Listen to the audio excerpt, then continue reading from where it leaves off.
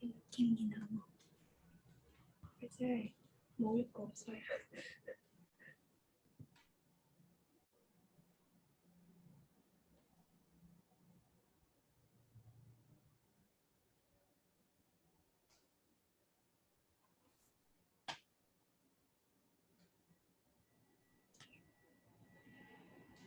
Hi everyone.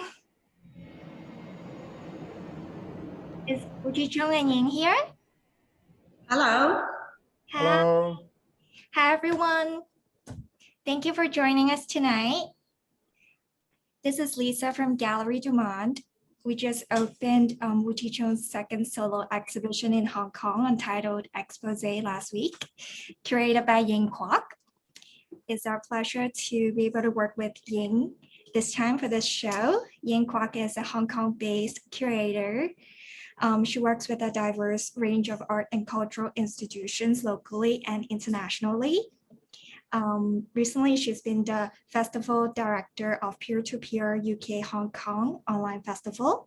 She's also the curator for Tycoon, and she was the guest curator at Amplus Museum for the 57th Venice Biennale. Without further ado, I'm gonna pass the floor to Ying now to introduce us the artist and guide us through the exhibition.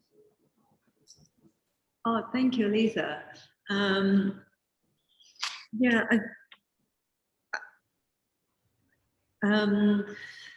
think probably quite a lot of people already know Chi-Tsung as a Taiwan artist, but he worked really internationally. He actually has studio in Vietnam and also Berlin as well. Both are working studio apart from his studio in Taipei. Chi-Tsung, I would describe as a multidisciplinary artist that he worked with installation, photography, video work. Even though in this exhibition, we are mainly have two-dimensional work here, but actually the work really involved cross-disciplinary thinking, context behind it. It is really a great honor to work with Chi-Tsung on his second solo exhibition with Gallery du Monde, and also the second solo exhibition in Hong Kong, right? Apart from the one in Basel. So I actually met Chi-Tsung many years ago. But before meeting him, I actually saw one of his very early work that was back in 2006 and in Shanghai Biennale. Yeah, that is the work you see on the screen. I was really impressed at this time because, you know, the experience of working in a big biennale, you see a lot of work. Some of it is very complicated. Some of it have very specific context that you probably need to read a lot into the background or know a bit the context where the artist come from before you can really appreciate the work. But that work speak to me immediately. What Chi-Tsung did is set up a light sources that will lit up the dust in the space, which is something so ordinary and something is surrounded us. But through some very simple gesture that it put the light, the spotlight on something overlooked in a daily life. Probably Chi-Tsung can tell us a little bit more about the thinking behind it. But that work really made me feel like in the international platform, a universal language is really about the artist's sensibility and also how he deal with the site and the context, very responsive in the very moment. So this is how it gave me an impression. And I was very lucky when I worked in the UK as the curator for Centre for Chinese Contemporary Art in Manchester. We have a regular residency program.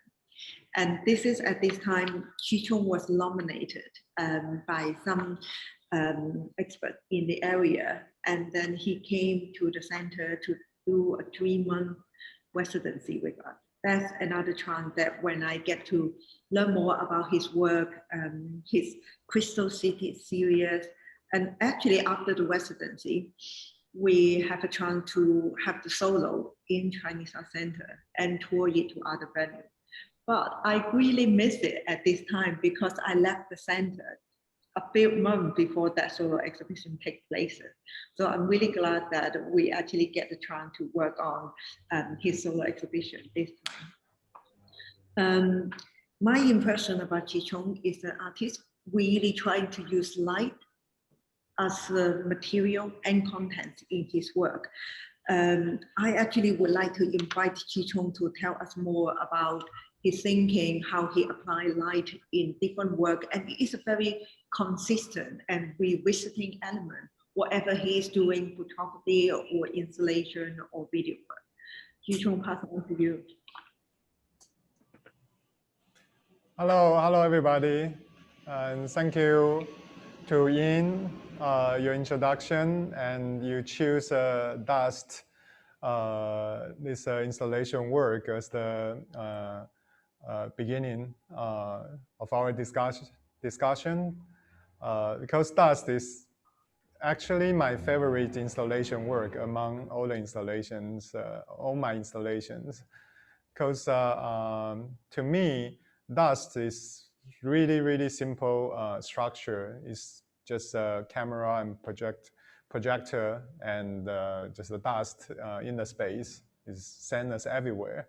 It doesn't show us any symbolic Oriental culture or picture or any image. It's simply everywhere you could see around us. But I strongly feel behind this installation work, I feel the kind of feeling, a kind of perspective to the space or to universe, which is very Oriental thinking. To me, it's really like the Buddhism saying we could see a whole world from maybe a flower or a sand. And the dust, this installation is simply just set up a system to look into the dust around us. But we could see that actually looked like another universe. So I feel that's kind of a very interesting perspective about space. It's really based on Eastern or Asian culture influence. Although all the language and the media we use are like a very modern and normal things, but we could still sense something about cultural background from this installation. And about lighting, which is something I would say changed myself a lot to see and understand about visual art, because it's like a foundation how we could see things, right? And I'm from the painting background since I was a little kid, maybe 6, 7 years old. I started to do calligraphy, Chinese ink painting, as well as pencil drawing and watercolor. So since then, I started to learn painting, both Eastern and Western traditional academic training till university. So till I studied in the university, I've had lots of skill training about painting for more than, I don't know, 15 years. So when I started to do my own work in university, I don't feel I could do painting anymore. Once I grab a Chinese brush or pencil or charcoal, I have something immediately, the kind of reaction from the training is kind of routine to my body. I chant something, you have to finish a drawing within maybe 2-3 hours. So you could do that immediately, but you could only do that one way. And so I kind of struggled quite a lot in the beginning in university. Then I tried many things, some maybe 1 year of experimental ink painting. Then I started to do video.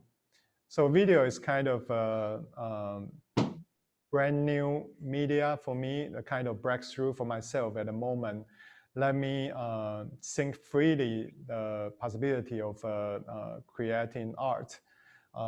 So I started to work about image a lot. I did video, installation, and photography all around image.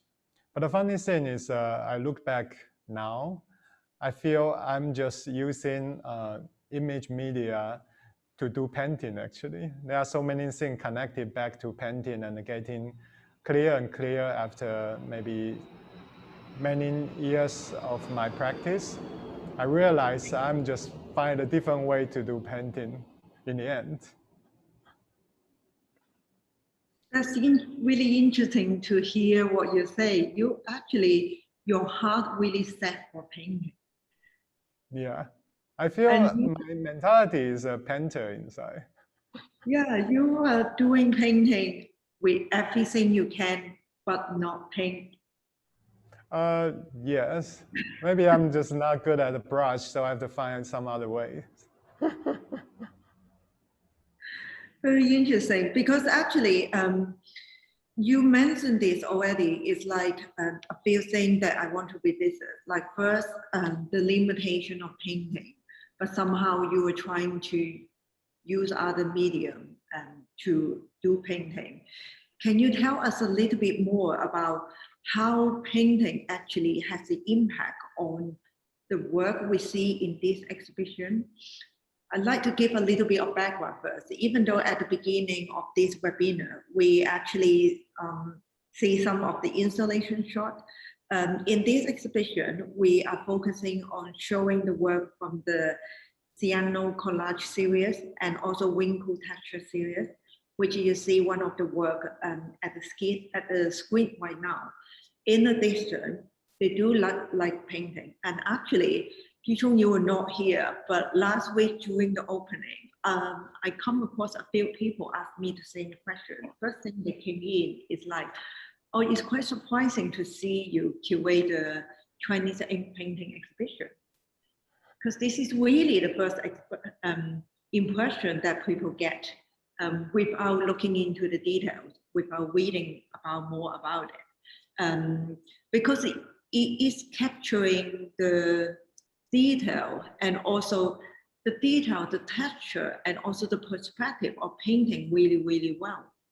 That's why people get this impression. But of course, when they have a chance to look into the detail, then they can tell more. So I would like to hear a little bit more on what you said about the limitation of painting and how you come across it, particularly with this very unique, very personal style on the Cyanotype collage and also Wrinkles texture series. Thank you, Ying. Actually, I'm quite enjoyed to confuse people about photography or painting. I think it's there are really blur boundary in my practice and always make curators or critics very difficult to put myself in certain category.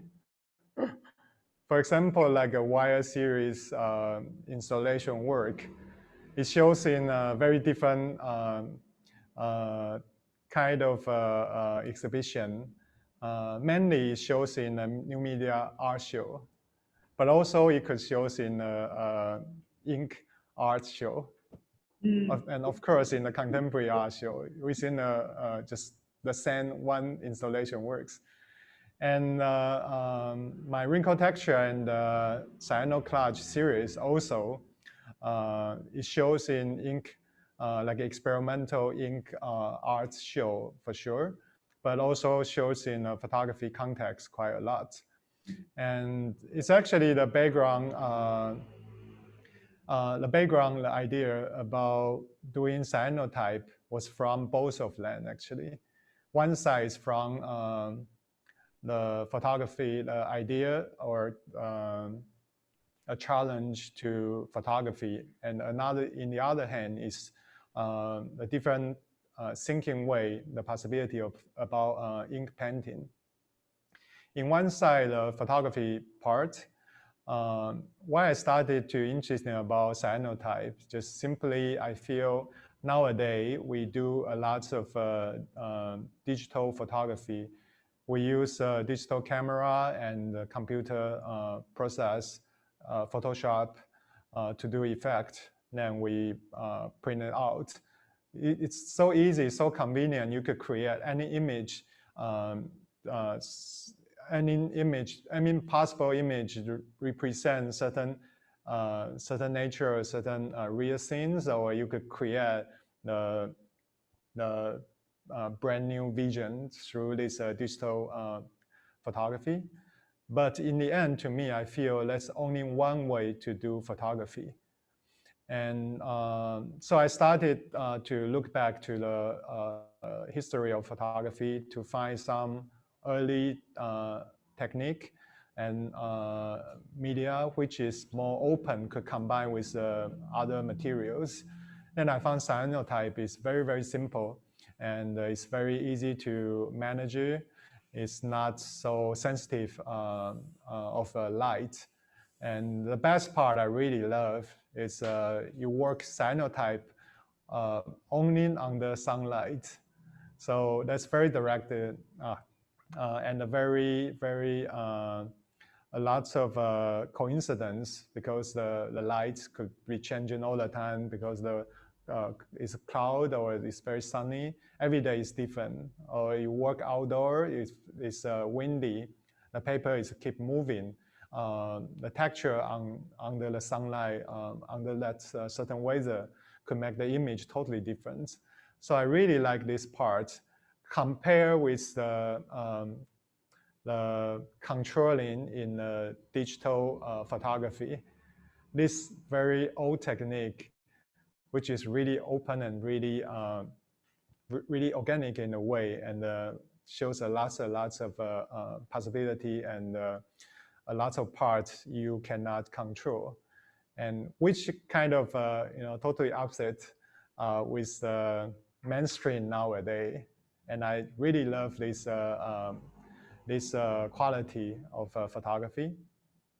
In the other hand, I feel I'm really into Chinese ink painting, especially a traditional one.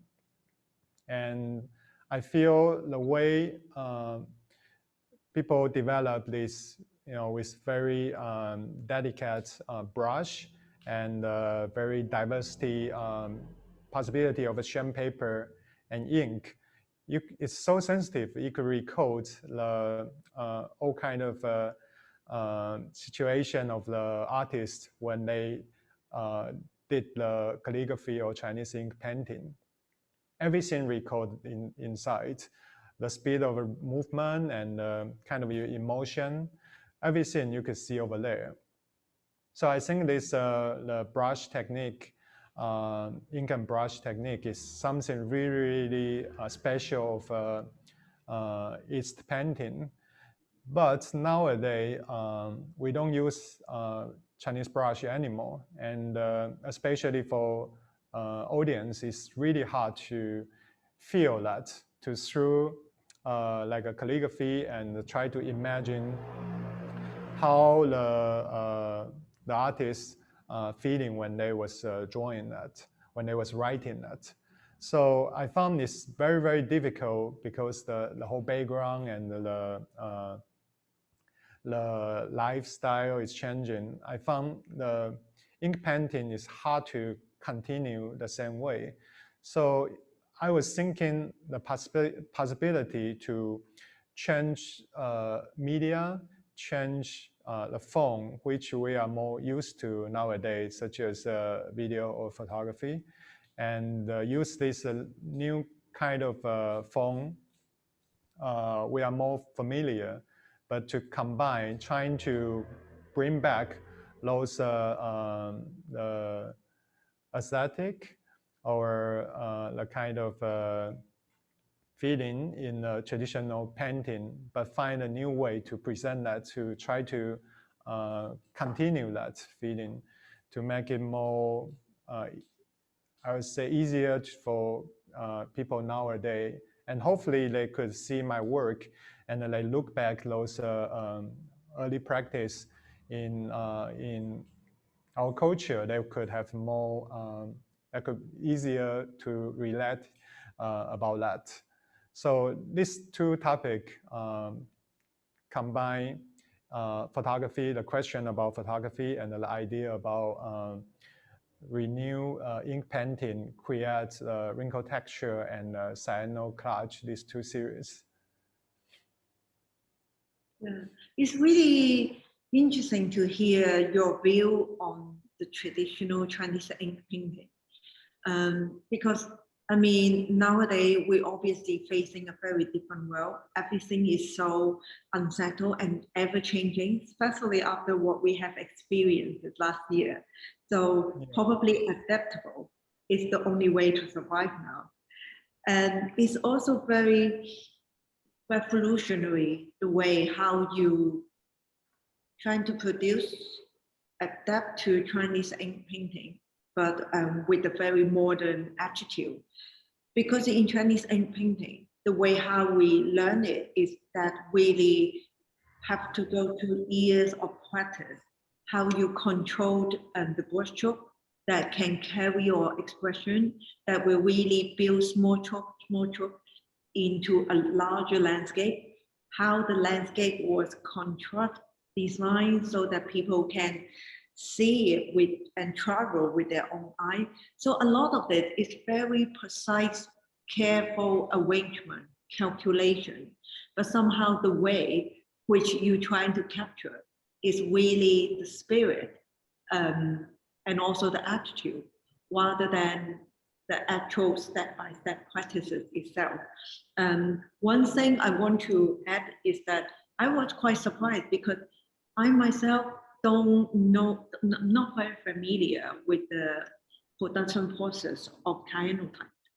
So I thought that actually when you're trying to explore the paper under state light, you shape it and then you have a lot of record of the duration and time. And I remember when we had discussion, when we were preparing for this exhibition, you mentioned that you start to slowly more feel like you're in control. You can pretty much control or shape it into the way how you want it.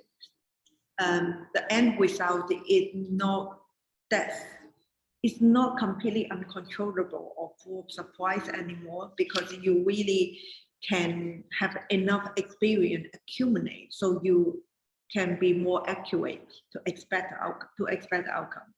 But actually, even though whatever how experience or how many repeating practice you have done, you actually cannot see what you get on the paper when you have a chance to deal with the result, because the end result can only be revealed after you take it out under the daylight back to the studio and run it under the water.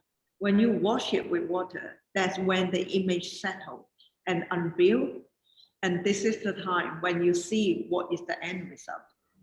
And of course, all the paper preparing that process is just one major stage.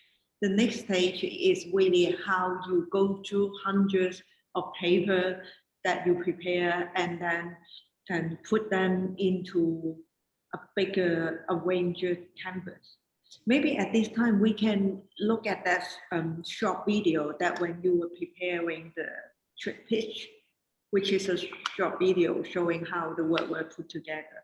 Then I think it will really help people understand better what is the process involved.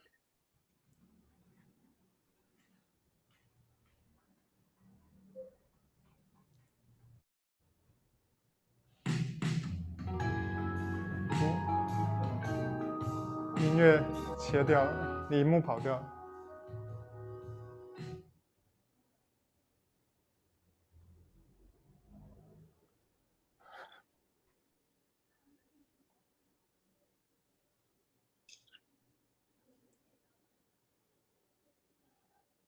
Look at this video, it looks so fast. But How long did it take for you to it's complete? not like that. It's actually took really long time, every detail. It's crazy.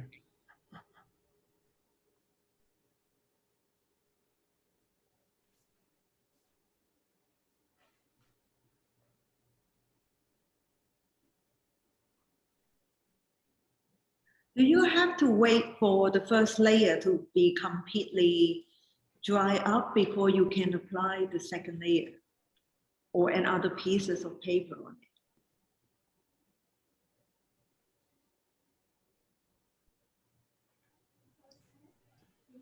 I don't think Chi-Tsung can hear us. 我听不到他的声音。 Chi-Tsung, can you hear me? Can you hear us?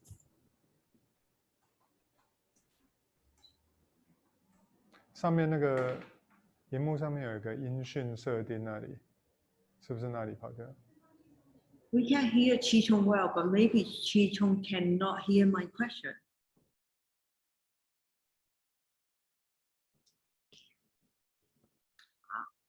Okay, let's wait until the video. This video, the part about when Chi-Tsung is going through the paper and also, Yeah, we have that video too. okay, great.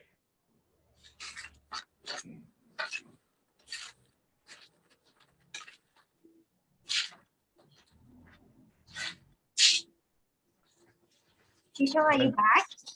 Okay. Yeah, I could hear now. Great. I asked you a question earlier on when we see you put the word together, that you apply the first layer of paper and you put the gel over it. The first layer to be completely dry up before you can apply another layer. How does it work? You mean when I just put on the paper? Yeah, well, the previous video showed that you have selected a bill paper. Yeah, you put it on the canvas. And then here you put some gel on the first layer. Do you have to wait until it's completely dry up before you can carry on to work on the work? Okay, I actually developed this technique to put on sham paper with acrylic gel based on the way we do Chinese hanging screw. Because that needs certain technique to deal with this really thin and fine and fragile paper. You know, sham paper, after it absorbs the water for a while, it's just like a toilet paper. So, you know, it's really, really fragile, especially after exposure. We have to put the paper in the water tank, as everybody saw in the video before, to wash half 1 hour. So during that process, paper becomes really fragile. It's easily you finally get the amazing, beautiful image, and it just destroyed, you know, separated in front. It happened a lot to me. And this sham paper, I think sham paper is really amazing material. 哎，我的荧幕跑掉了。The sham paper is really an amazing material. It's super thin and super fine, but it could be quite strong in very limited, very strong, and it shows really good, really good detail of the ink or color, or also the cyanotype chemical. So when I decided to use sham paper as a material on cyanotype, I just started from wrinkle texture. Usually in wrinkle texture, we just among the sham paper on the Chinese hanging screw. So I didn't know it could be so difficult to handle this, because always other craft artists help to do the hanging screw. But when I started to develop the Cyanotype series, it took me a lot of practice to do that, because it's not a small piece of paper. It's over 2 meters, and after it's get weight, it's so fragile. And this photo paper I use on the Cyanotype, maybe I select 1 out of dozens. Only good image I could use on the Cyanotype. But the best image, I wouldn't touch it. I only put that on the hanging scroll as a wrinkle texture, because I feel it's made by God. It's not made by me. I cannot touch anymore. But but the good paper, but not like the best, I use on the Cyanotype. Actually, it's a recycle idea, actually. So, but those papers still, one out of dozens. So when I started to practice this collage technique, I destroy a lot of paper, which I select very good image. I want to make the collage work. But in the beginning, even now, sometimes I still fail to put on the photo paper. And each paper is really hard to get. But when you see that destroy in front of you by your mistakes, which is really bad for me. Anyway, that's something I spend a lot of time to test it. And nowadays also we choose the paper which is stronger, easier to manage right now. So it's a higher percentage to put it on successfully. So after a few years practice. And this process, I would spray some water. I would put the gel on the canvas first. Then I spray water on the photo paper, the cyano photo paper. And I use the brush to carefully to remove the air, the bubble inside, and make the whole image even. Then before it gets dry, the paper is already wet for quite a while, so it's very fragile. I use my hand, my finger, to remove the part I don't need. So you can see I use finger to work on the canvas, on the photo paper a lot. It's like removing the part I don't need. And this process is quite interesting. Take long time, and you have to read according to the image, according to this rock or mountains. Imagine this is a very interesting process for me. No matter where I am working on a basic composition when I did the collage of photo paper, or I put on other layer of blank sham paper to create a fog or a mist, or I put on acrylic color to create the same fog or mist. That process took a really long time, and I'm very close to the work. Very short distance to see every detail of the work.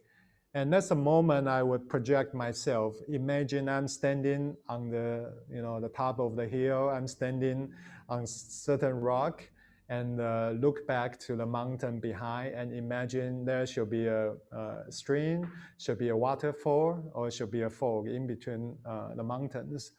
So I would say that's the feeling is really similar as I was doing the Chinese landscape when I was a kid, when I was practicing that. You work on the small parts by small parts. So you imagine yourself hanging around inside. And this process actually I think that's why make the audience look at the work. You will follow those fog or follow those strings and walk around into the work, walk around into those mountains. So I found this process is really like a meditation for me. I could stand in there like few hours just into that the sanshui world I create. So I really enjoy to do that, but it's so exhausted because every part, every detail, it took quite a long time, a lot of imagination, project myself into that space. So I may work like a whole day, next day I will be totally just exhausted. But at the moment, I would say it's just as good as doing meditation to me. Yeah, when you mentioned that you try to use your finger to rub off some of the part that you didn't like and or take out something that you don't want, actually, it is remind me very much the process of developing a photography, because when you were doing the development in the dark room, you can really use your hand to hide some of the light coming through That's right. to get the ideal result. So you are really crossing across different media. And also, when you describe the way you're applying it, apply layer and layer of paper, traveling in it, I see the video. I see what you did under the sunlight, your battle with the paper, shape it, rub it, create more wrinkle, fold it, fighting with the wind, make sure it doesn't fly away. And you are creating images, but the way how you create is not paint. It's not exactly taking a picture with a medium. You are actually sculpting it with your hand. So you are almost like an image sculptor in this sense for me. Yeah, This is what I found really interesting. There is a lot. blind at the same time. I cannot see anything. Without seeing what is the real image, even though with the sunglasses you wear under the sunlight. So yeah, it's so many bodily involvement. It's very much physical work in a way. We have some questions from the audience that let me just read out a few. Matt, he is very interested to ask you, how long do you expose the paper to the sunlight? He also loved the removal of artist's hand throughout the process. So usually how long it takes for the paper to go under? Usually I would say half to 1 hour, but sometimes like I was testing kind of reverse the exposure. When you put on the sunlight, you know, the cyanotype, the chemical absorb more UV light, it would turn to the darker blue. But when it's overlaps, you know, it's overexposure, it would become lighter. So the darkest part would tend to become lighter in the end. So when I was playing that effect, it could took much longer, maybe 2-3 hours or even longer. So it really depends what I was testing. We also see, this is something quite technical that I'm also interested as well. In some of the work, even like the critic just behind me, some part is very dark and cold blue, some is a warmish blue. So is it something to do with the level of sunlight, or is it because of a cloudy day or a clear sky? What makes so which variation? Yeah, this I would say cyanotype is really really organic kind of organic material. It changes a lot. For example, the intensity of the sunlight could change the color, or the time of how long you exposure for sure. But if it's a cloudy day, the intensity of sunlight is not so strong. You put longer time, the amount of UV light could be the same, equal as the very strong intensity of sunlight, but short time. But it shows different color. I mean, it's not very. It's a lots of possibility, a lot of changing under the sunlight, especially if you do cyanotype on sham paper. Sham paper is very special material. Usually people do cyanotype on drawing paper or watercolor paper. I think more people do that on the watercolor paper. Usually watercolor paper have a layer of a coating, some kind of gel. So the color, watercolor, or the chemical of a cyanotype would be on the surface of this coating. So it wouldn't absorb into the fabric of a paper. That's why on the watercolor paper, it usually shows really, really dark, really, really beautiful blue. And in sham paper, it's very interesting. Usually, you imagine sham paper, we call like a raw paper, 生纸. It doesn't have the coating on top of that. So when you use the ink absorbs into the paper. But very, very interesting, sham paper is so thin, but the way it absorbs the ink shows very, very interesting and very diversity of the depths of this ink on the paper, because it absorbs into this many. Imagine that's a very thin paper, but still a lots of layer of fabric inside. So it shows different. If you use the brush, it's faster, goes through the paper. It just stay on the surface only. If it's slower speed, it absorbs inside more. So the ink you feel is stronger depth. Also the speed you draw, and the brush, if you go straight like a 中锋, it shows one way. If you go this way or this way to use the brush, it's all different.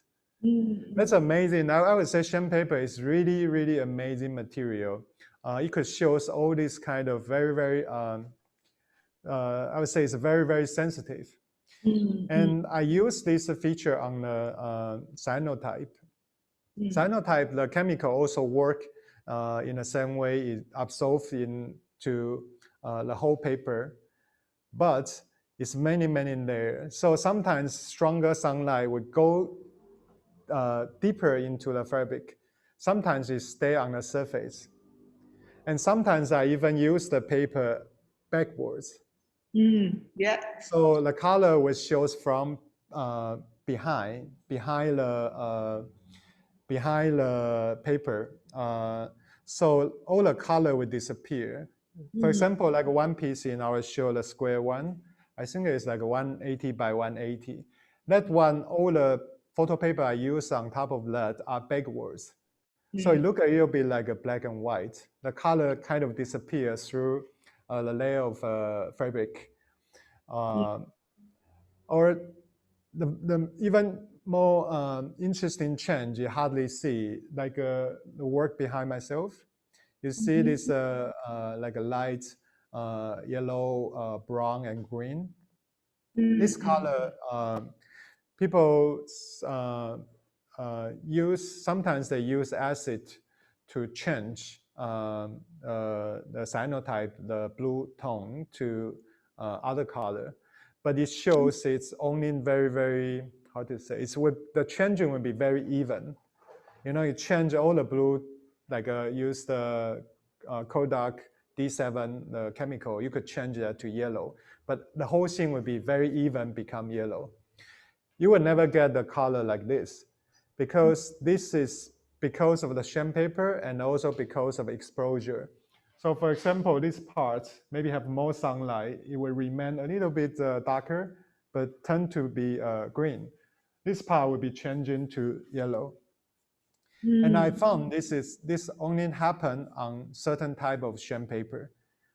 And each sham paper shows the cyanotype, the color range, and the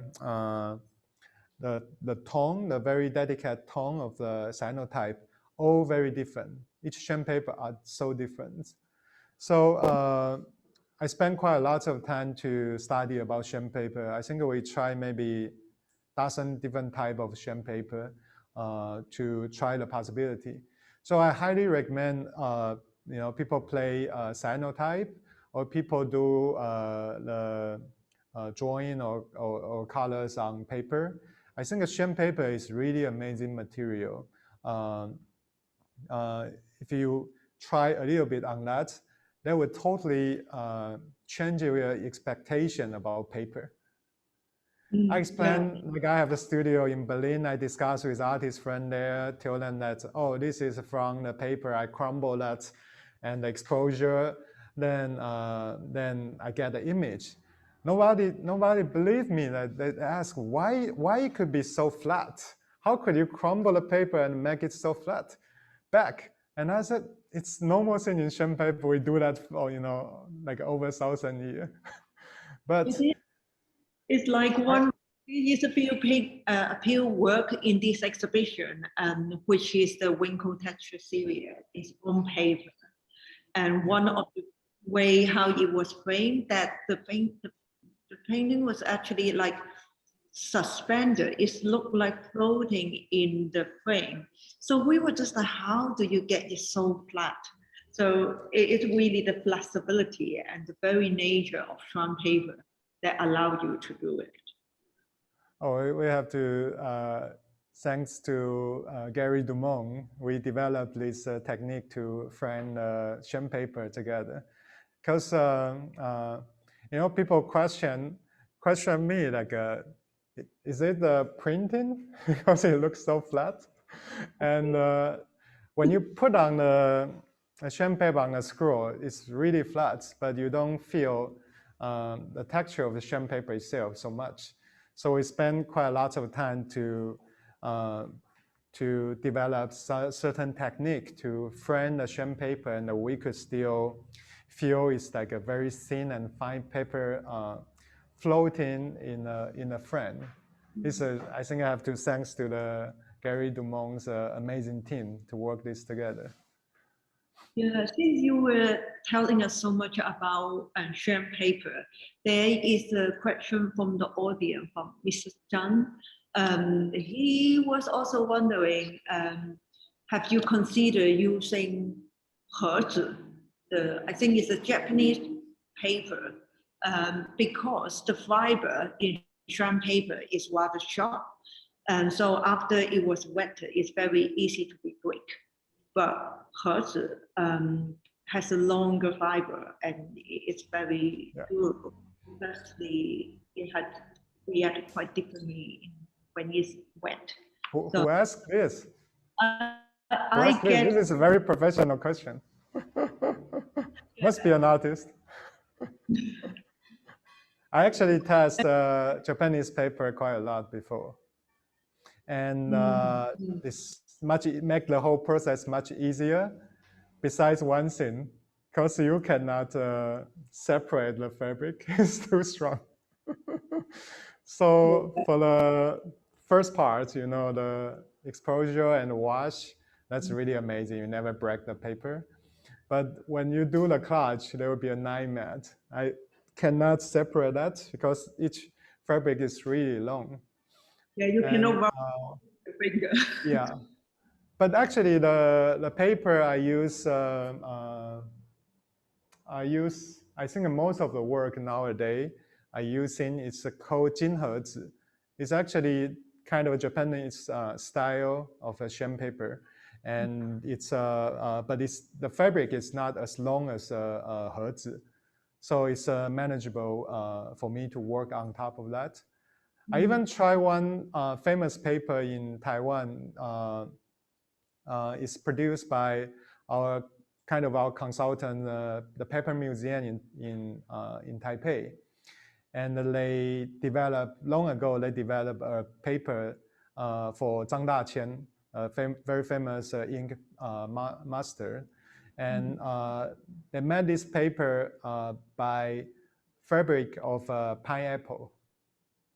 It's really, really strong. You cannot break that, and it's so thin. Light could go through easily. And I tried that. I said, wow, this is so good because it's really thin.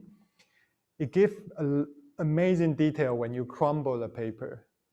If there's very thick paper, all those texture won't be so much detail.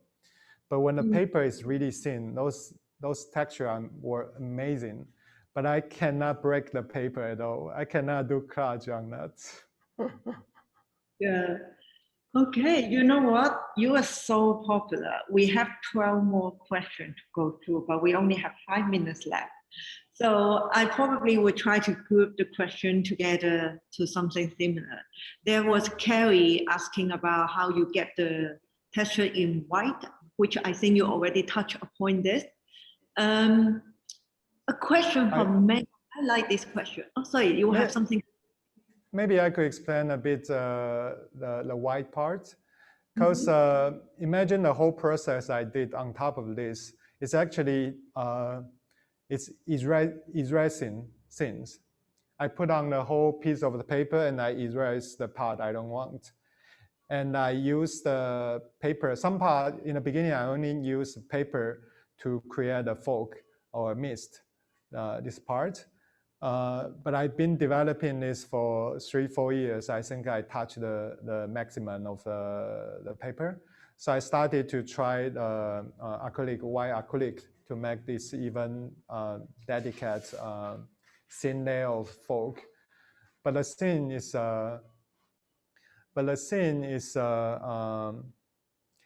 overall, the white part I put on are erasing the image.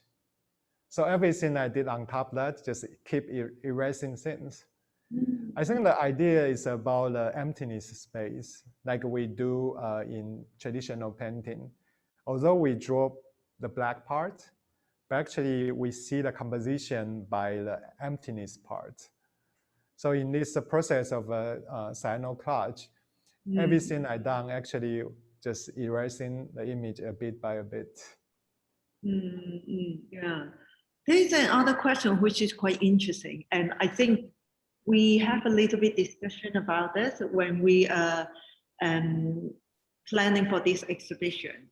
Lucas asked the question, have you ever tried to expose wrinkles and use the transparency at the same time?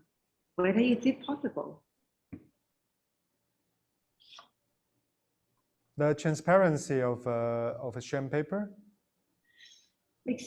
So wrinkle use transparent. I suppose maybe Lucas can type a little bit more to elaborate your question, but I suppose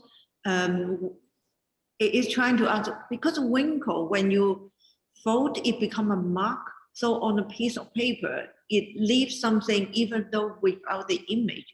I suppose it has changed the texture and fiber of the paper. Is there something to do with the transparency of the paper? Can it be done? I think in sham paper, the funny thing is it's very thin and semi-transparent light could go through easily. But when you expose the exposure put on the sunlight to expose it, it's very strong sunlight on top of this side. The back side of the paper would still remain white. So the light actually wouldn't go through, as I say, like a many layer of the fabric, although it's really thin. But I tried something very interesting before. I tried on textile with the same technique and the process. And it wasn't so good. I tried like a cotton or a linen. It wasn't so good because it doesn't have as good detail as sham paper, because sham paper is so thin and strong as well. The crumble looks like a rock. But I tried that on the silk, like a very thin silk. We do like a some painting on the silk, the kind of thin silk. The light will go through the silk. So when I do the exposure under the sunlight, you could feel the light is a little bit, the image and the light is a little bit blur. Because the light up certain part and light goes through and the light up the fabric around that. And that's something I keep in mind a lot. I didn't see that was a good effect because it's so thin. So it wouldn't show really good color. So I didn't choose to continue that before, but I saw watercolor on ink this kind of traditional painting in Vietnam a lot. And the painting on the silk they did, it's really, because it's really transparent, so it wouldn't show the details so well, it wouldn't show the color so well. But the image just looks so, so poetic. You know, it's very light and blur.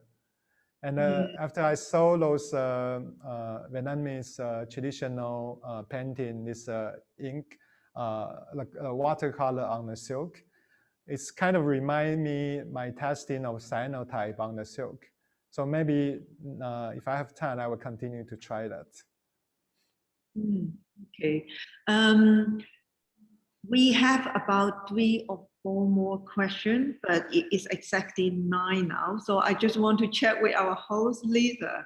Do you think maybe we can over one for 10 minutes? Yeah, I think it's okay. Yeah. Okay. Anyone else have question to come in now? We might not be able to answer everything, because I know when we promise 1 hour, we try to stick to the time. Actually, we have a question for Ying. What is your, would you like to talk about your curatorial, like, theme, curatorial? Yes, please. Yeah, I saw that question coming in from fans earlier as well, but I was just trying to ask all the questions to Chi-Tsung first. Well, about the curatorial, first, because I hear a lot that people say Chi-Tsung make ink painting, or sometimes people think they are print. So I think it is not a misconception, it's an interesting confusion. And somehow, if you get a chance to understand better what process involved behind it, that will really help people to better appreciate the work. Sometimes some of the work is better to say mysterious and keep a distance from the audience. But sometimes if we can reveal more information and better understand the process, that will help the audience to appreciate the work better. So that's why when we come to do this exhibition, I think this is one thing I want to achieve, to more or less show some of the process to let people better understand how much different consideration and media being involved, being mixed together to get the very outcome we have now. Another thing is really inspired by the personality of Chi-Tsung, actually. He has a very open, honest approach, just like all these questions about his secret, how he deal with it. He never keep anything to himself. He really trying to answer all the questions and reveal all the detail without worrying about that being copied or taken by other people. And I think this is the very manner that I get from Chi-Tsung. This is also something very consistent, not just in the way how he is as a person, but in his other work, including the installation, the transparency, the setup that allow people to really understand the mechanism and how the magical image happen. So that's why when I come to curate this exhibition, I'm also thinking the process, the making of, and reviewing what is behind. When we set up this show, we have actually come across several different ideas to use really the paper has not been turned into the work, become part of the installation, partition that help people to understand the work. But at the end, we decided to keep it rather minimal and keep it all really contained in a sort of research room, which is what you see in this picture right now. But another thing Chi-Tsung has mentioned several times, and he touched on this as well when he talked about how he create the painting. Like he's trying to imagine, he's traveling in it. So a mountain, you make a turn and you see a different scenery. And I'm thinking, how can it be experienced in person when he will come into this exhibition? And that's why this work you see on the screen right now is a really large scale work of 6 panels. ideally, for a large-scale work like this, it's best to really place on the wall and keep a really good distance so people can stand from afar to see the whole scale, to experience that and come close. But somehow we were thinking, if we put this work at the very beginning of the gallery, when people come in, they see only one work. They can't really tell what is behind it. So it's like they come across a big mountain in front of them. But when they go through it, when they climb to the top of the mountain, get a turn, there's another scene revealed in front of them. So this is how the thinking of and the preparation of this show, how we put it together. But also another thing I like to mention, usually when I curate solo exhibition, artists are could be very uptight, very much want to in control of every single detail. But I think really give me the trust and also allow us to experiment, to respond to the spaces. So I think it is something about the generosity of the artist, which really, once he finished the work, we discuss the idea, what is the best to show, and he will really allow the curator and also the team in Dumont, including Lisa and Calvin as well, just let us to get on with it. So this is something I really appreciated. I think, Guoyin, I could feel you understand my work really well, because you saw, like from my installation, you saw that I like to open up everything, all the process, how image be created. That's no magic, that's no secret inside. I think that's very important part of all my process. And I think you could catch that that part easily. You have really deep understanding of my practice. So I totally trust that you could handle my work really well. And for sure, Gary Dumont's team, they know my works really, really long time, and we've been working many things together. So I'm really, I've no doubt, I totally trust you could do this really well. And but it's still, I'm quite enjoyed to see the 6 panel in the entrance. That's an amazing idea. You know, it's open up the whole show, and it gives the exhibition space, the main space, kind of how to call that? More intimate, 比较亲密的。Intimate, yeah. You give the space more intimate feeling, and I really like the part. You know, people see the back side of the work.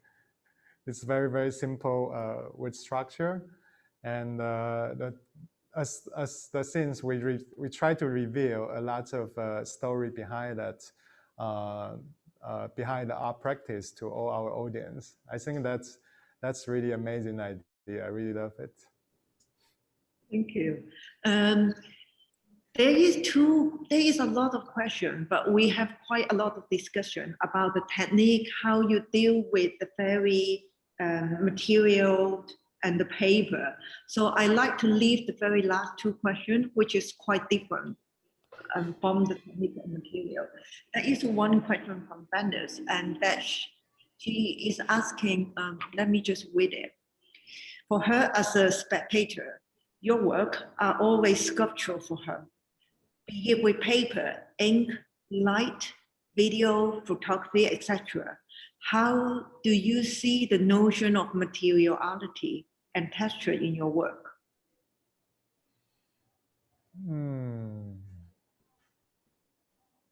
I would say, as I said before, I feel my mentality as an artist is like a painter.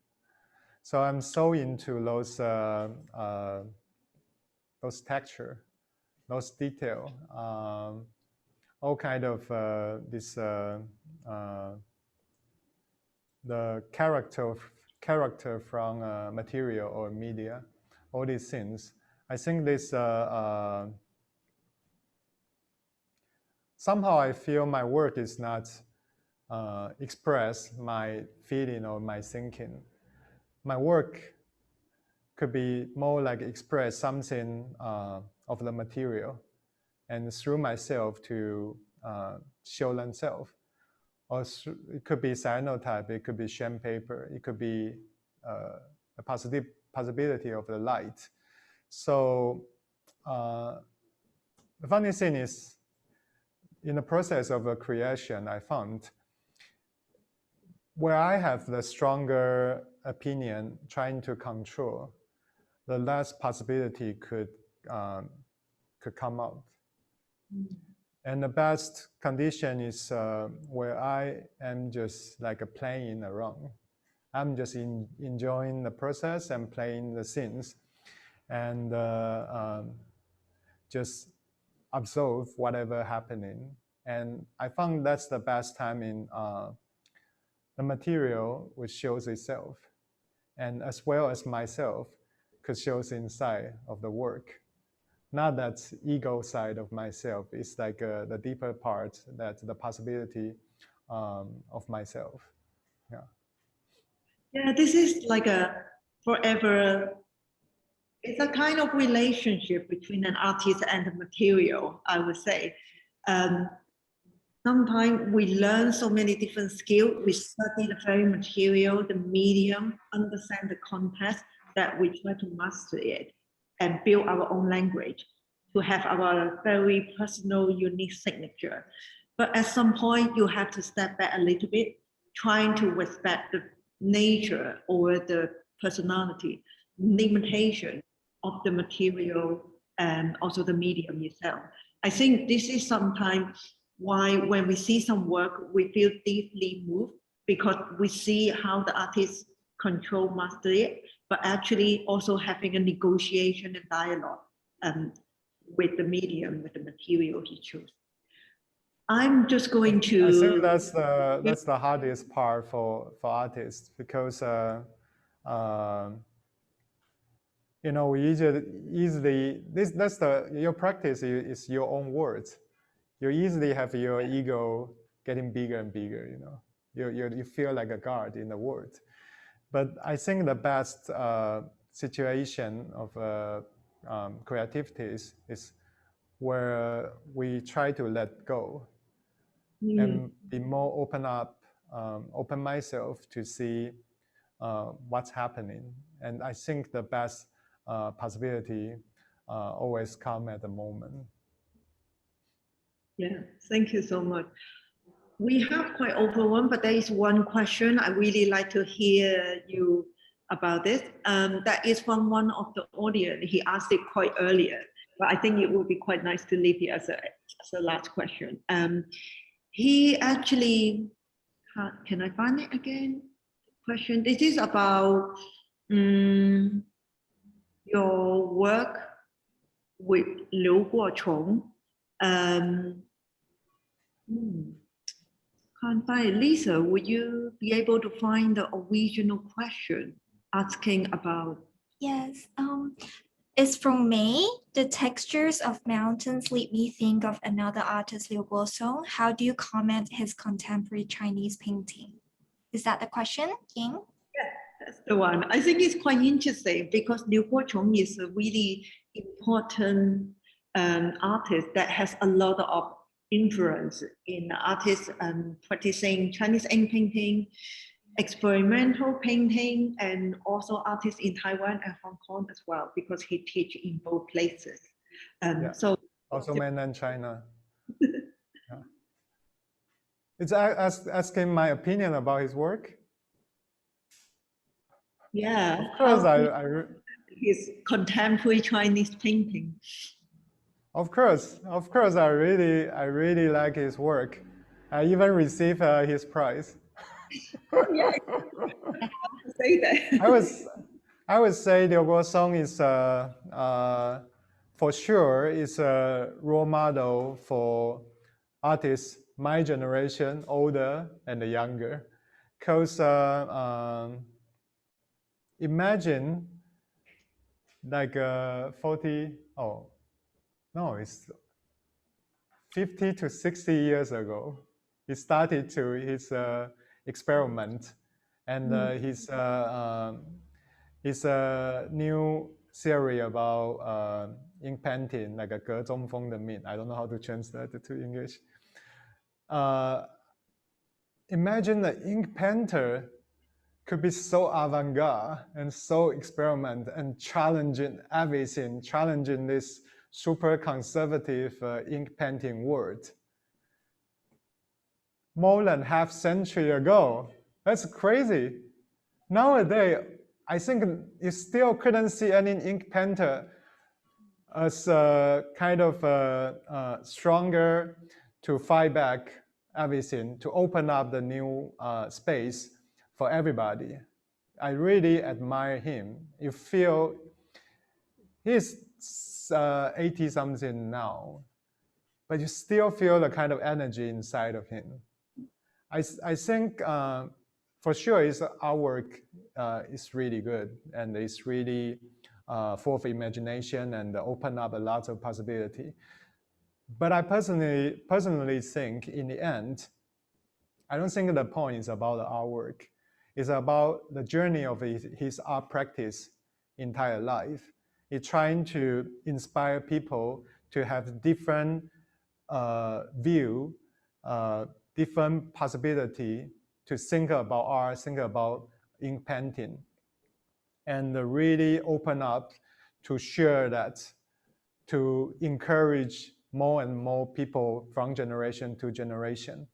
That part is something I really, really admired about him. I think it's far beyond just art. I think this person itself is an artwork. Thank you, Chi-Tsung. I think you're so right. It's like the openness is so important. Sometimes we have the conversation that Chinese ink painting have been developed for so many years. What else can we do with it?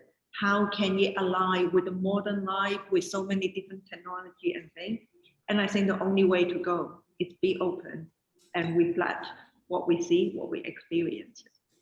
I think that's probably a good time to wrap up for the discussion tonight. Thank you so much for sharing, and thank you for all the audience sending in really lovely, great questions. Thank you so much. And thank you so much, everybody. Thank you, Ying, and thank you, Chi-Tsung. Thank you, Ying. Thank you, Lisa. Thank you. So the show is running till June 13th. For those of you in Hong Kong, please come. Does Kai want to say something? Oh, thank you, everybody. Thank you. have a good night. Bye. Bye.